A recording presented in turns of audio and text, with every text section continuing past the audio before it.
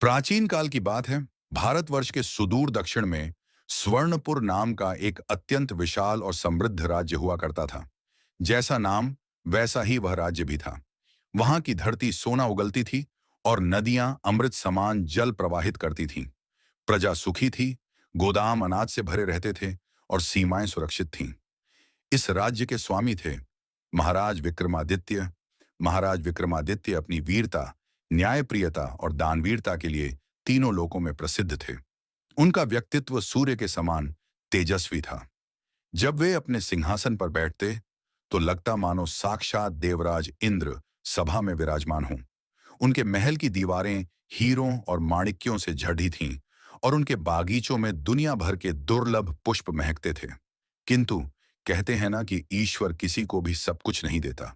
इतने विशाल साम्राज्य और अपार धन संपदा के स्वामी होने के बावजूद महाराज विक्रमादित्य के जीवन में घोर अंधकार था। उनके मन का कोना बिल्कुल वैसा ही सूना था जैसा पतझड़ में कोई पुराना वृक्ष। महाराज की एक नहीं, दो नहीं, बल्कि 7 रानियां थीं। सातों रानियां रूपवती थीं, कुलीन थीं और राजसी ठाठ बाट में जीती थीं। सबसे बड़ी रानी का नाम था रूपमती, जो अपने नाम के ही अनुरूप अत्यंत सुंदर तो थी, परंतु उसका हृदय उतना ही काला और ईर्ष्या से भरा था। बाकी 6 रानियां रूपमती के ही इशारों पर चलती थीं। सातों रानियों के होने के बावजूद राजमहल के आंगन में कभी किसी बच्चे की किलकारी नहीं गूंजी। महाराज जब भी अपनी प्रजा के नन्हे बच्चों को धूल में खेलते देखते तो उनका हृदय हाहाकार कर उठता। वे सोचते, मेरे बाद इस विशाल साम्राज्य का क्या होगा? कौन संभालेगा मेरे पूर्वजों की इस धरोहर को? क्या मेरा वंश यहीं समाप्त हो जाएगा? इसी चिंता में राजा का शरीर धीरे धीरे क्षीण होने लगा। न उन्हें भोजन भाता, न संगीत, न ही शिकार। बड़े बड़े वैद्यों ने औषधियां दी, ऋषि मुनियों ने यज्ञ किए, पर परिणाम शून्य ही रहा। एक बार ग्रीष्म ऋतु का समय था। महाराज का मन महल की चारदीवारी में घुटने लगा। उन्होंने अपने महामंत्री श्रीधर को बुलाया और कहा, मंत्रीवर, मेरा मन बहुत व्याकुल है। मैं कुछ दिनों के लिए आखेट शिकार पर जाना चाहता हूं और वन की शांति में समय बिताना चाहता हूं। मंत्री ने सुरक्षा का प्रबंध किया और राजा अपने कुछ विश्वस्त सैनिकों के साथ नीलगिरी के घने जंगलों की ओर निकल पड़े। ये जंगल जितना सुंदर था उतना ही भयावह भी। ऊंचे ऊंचे साल और सागौन के वृक्ष आकाश को छूते थे। तीसरे दिन की बात है। राजा शिकार की तलाश में अपने साथियों से थोड़ा अलग हो गए। वे एक सुनहरे हिरण का पीछा कर रहे थे। हिरण वायु वेग से भाग रहा था और राजा का घोड़ा पवन उसके पीछे पीछे था। भागते भागते राजा जंगल के उस हिस्से में पहुंच गए जहां दिन में भी रात जैसा अंधेरा रहता था। अचानक मौसम बदला। आसमान में काली घटाएं घिर आईं, बिजलियां कड़कने लगीं और देखते ही देखते मूसलाधार बारिश शुरू हो गई। बारिश इतनी तेज थी कि हाथ को हाथ नहीं सूझता था। राजा का घोड़ा बिदक गया और राजा को जंगल के बीच में ही उतारना पड़ा। भीगते हुए, ठंड से ठिठुरते हुए राजा आश्रय की तलाश में इधर उधर भटकने लगे। तभी उन्हें दूर कहीं बिजली की चमक में एक पुरानी कुटिया दिखाई दी। राजा ने राहत की सांस ली और उस ओर बढ़े। कुटिया के पास पहुंचते ही राजा के कानों में एक अत्यंत मधुर स्वर पड़ा। कोई गा रहा था। वह आवाज इतनी पवित्र और करुणा से भरी थी कि राजा के कदम अपने आप थम गए। उन्होंने देखा कि एक साधारण सी वनवासी कन्या, जिसने गेरुआ वस्त्र धारण किए हुए थे, एक घायल मोर के पैर पर लेप लगा रही थी और उसे लोरी सुना रही थी। मोर अपनी पीड़ा भूलकर शांत लेटा था। राजा ने ऐसा दृश्य कभी नहीं देखा था।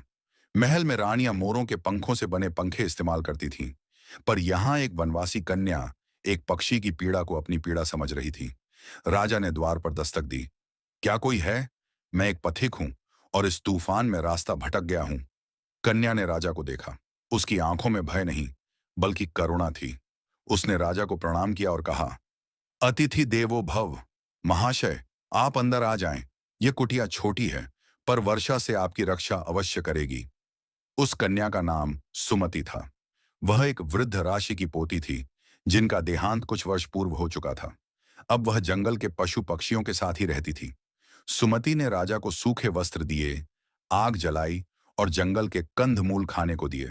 राजा ने सुमति से पूछा, देवी, तुम इस निर्जन वन में अकेली कैसे रहती हो? क्या तुम्हें भय नहीं लगता? सुमति ने मुस्कुराते हुए उत्तर दिया, भय कैसा महाशय? यह प्रकृति हमारी माँ है और ये पशु पक्षी मेरे सगे संबंधी जिनसे हम प्रेम करते हैं, उनसे भय नहीं लगता। भय तो महलों में होता है, जहां दीवारों के भी कान होते हैं। सुमति की सादगी, उसकी पवित्रता और उसके विचारों ने राजा के हृदय पर गहरी छाप छोड़ी। राजा को लगा कि जिस संजीवनी की तलाश में वे भटक रहे थे, वह यही है। यह कन्या न केवल सुंदर है, बल्कि इसका हृदय सोने से भी खरा है। तूफान थमने के बाद राजा ने अपना असली परिचय दिया। सुमति यह जानकर चकित रह गई कि उसके सामने स्वर्णपुर के महाराज खड़े हैं। राजा ने सुमति के सामने विवाह का प्रस्ताव रखा। राजा ने कहा, सुमति, मेरे महल में 7 रानियां हैं, पर मेरा जीवन उस सूखे सरोवर जैसा है जिसमें कमल नहीं खिलते। मुझे तुम्हारे जैसी निस्वार्थ और ममतामयी संगिनी की आवश्यकता है। क्या तुम मेरी रानी बनोगी? सुमति ने कुछ पल सोचा, फिर बोली, महाराज, मैं वन की चिड़िया हूं। क्या सोने का पिंजरा मुझे रास आएगा? मैं छल कपट नहीं जानती। राजा ने वचन दिया कि वे सुमति की हर स्थिति में रक्षा करेंगे। सुमति ने राजा का प्रस्ताव स्वीकार कर लिया। राजा विक्रमादित्य सुमति को लेकर राजधानी लौटे। जब यह समाचार महल में पहुंचा कि राजा एक वनवासी कन्या से विवाह करके उसे 8वीं रानी बनाकर ला रहे हैं, तो 7 रानियों के पैरों तले जमीन खिसक गई। बड़ी रानी रूपमती ने गुस्से में अपना कांच का दर्पण तोड़ दिया। उसने अन्य रानियों को बुलाया और फुफकारते हुए कहा, देखा तुम सबने, महाराज का बुढ़ापा और मति दोनों भ्रष्ट हो गए हैं। एक जंगल की गंवार को हम राजघराने की स्त्रियों के सिर पर बिठाने ला रहे हैं। अगर वह आ गई तो हमारा वर्चस्व खत्म हो जाएगा। दूसरी रानी चंद्रकला बोली, जी, सुना है वह जादू जानती है। उसने जंगल में राजा पर कोई मोहिनी मंत्र फूंका है। रानियों ने तय किया कि वे ऊपरी मन से सुमति का स्वागत करेंगी, लेकिन अंदर ही अंदर उसे खत्म करने की योजना बनाएंगी। जब सुमति महल में आई तो उसकी सुंदरता ने रानियों के सारे श्रृंगार को फीका कर दिया। उसके चेहरे पर न तो पाउडर था, न ही कीमती आभूषण, बस एक प्राकृतिक तेज था। राजा ने सुमति को रानी पद्मावती का नया नाम दिया और उसे अपने सबसे प्रिय महल शीश महल में ठहराया। खुशी की किरण और ईर्ष्या का विष समय बीतता गया। रानी पद्मावती सुमति ने अपने व्यवहार से न केवल राजा का, बल्कि दास दासियों और प्रजा का भी दिल जीत लिया। वह घमंडी नहीं थी। वह अक्सर बाग में जाकर पेड़ पौधों की सेवा करती, जो रानियों को बिल्कुल नहीं भाता था। वे उसे मालिन, माली की पत्नी कहकर ताना मारती। परंतु ईश्वर सत्य के साथ होता है। विवाह के 1 वर्ष बाद वैद्य राज ने वह खुशखबरी सुनाई जिसके लिए राजा के कान तरस गए थे। रानी पद्मावती गर्भवती थीं। यह समाचार जंगल की आग की तरह पूरे राज्य में फैल गया। राजा विक्रमादित्य खुशी से पागल हो गए।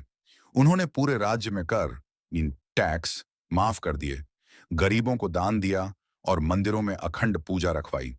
राजा ने घोषणा की, जो भी रानी मुझे मेरी संतान देगी, वही मेरी पटरानी, मुख्य रानी कहलाएगी और उसी का पुत्र युवराज बनेगा।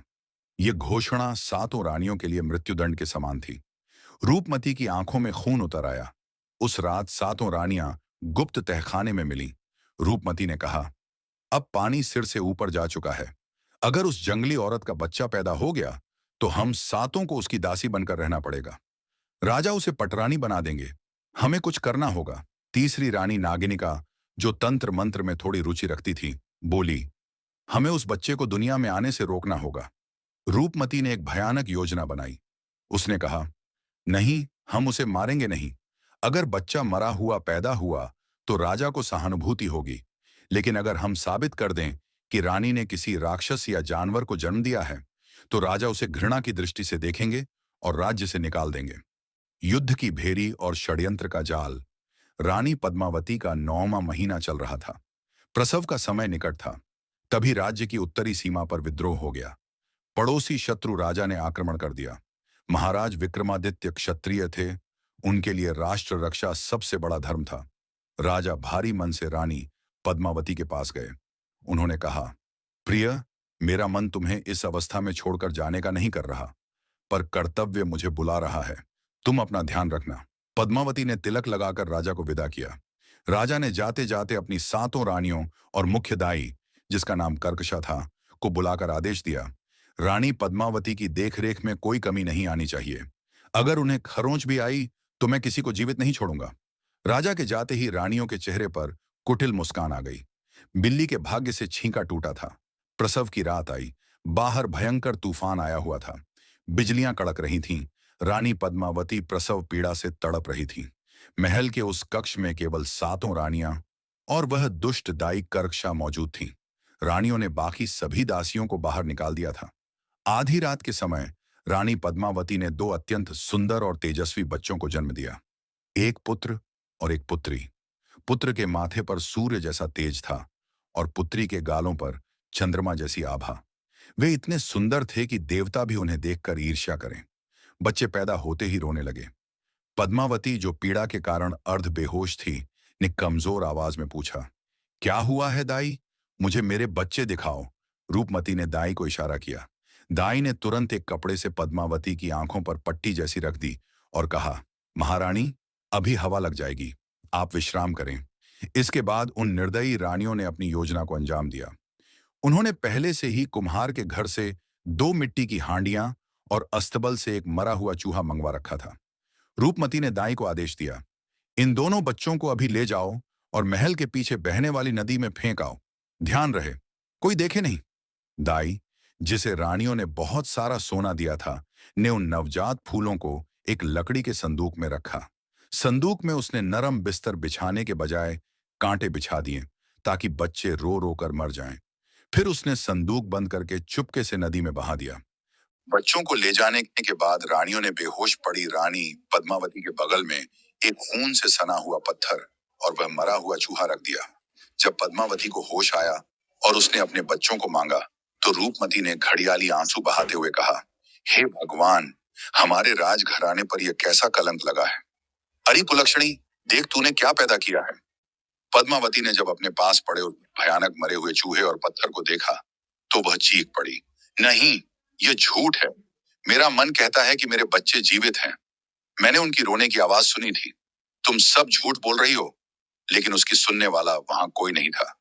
रानियों ने पूरे महल में खबर फैला दी कि रानी पद्मावती डायन है और उसने इंसान नहीं बल्कि पत्थर और चूहे को जन्म दिया है। कुछ दिनों बाद राजा युद्ध जीत कर लौटे।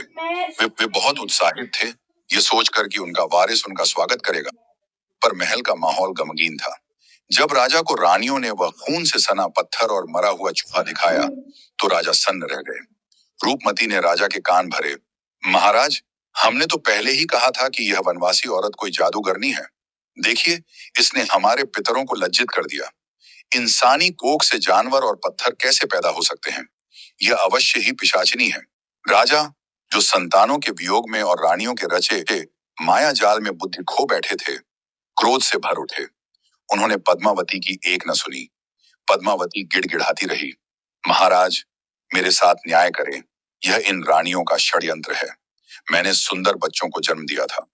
पर राजा ने क्रोध में आकर आदेश दिया, इस कुलक्षणी स्त्री के राजसी वस्त्र उतार लिए जाएं। इसे महल से बाहर अस्तबल के पास वाली टूटी कोठरी में रखा जाए। आज से यह रानी नहीं बल्कि दासी है। इसका काम घोड़ों की लीद उठाना और महल के झूठे बर्तन मांजना होगा। बेचारी पद्मावती, जो कल तक पटरानी बनने वाली थी, आज दासी बन गई। लेकिन उसने हार नहीं मानी।